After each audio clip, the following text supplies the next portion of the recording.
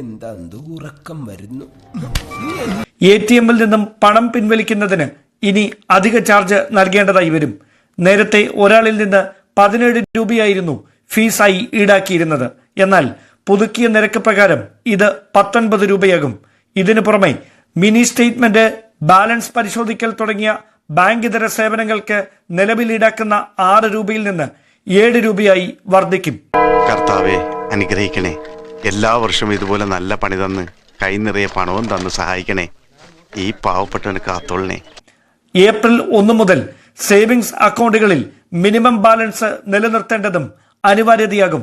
Minimum balance ഇല്ലെങ്കിൽ പിഴ ഈടാക്കുമെന്നാണ് വിവിധ ബാങ്കുകളുടെ ഇനി ഞാൻ നോക്കിയിട്ട് ഒരു വഴിയേ ഉള്ളൂ. എന്ത് വഴി? അതാണ് നമ്മൾ കണ്ടുപിടിക്കേണ്ടത്. മുന്നറിയിപ്പ്. വൻകിട വാഹന നിർമ്മാതാക്കളും കാറുകളുടെ വില വർദ്ധിപ്പിക്കാൻ ഒരുങ്ങുകയാണ്.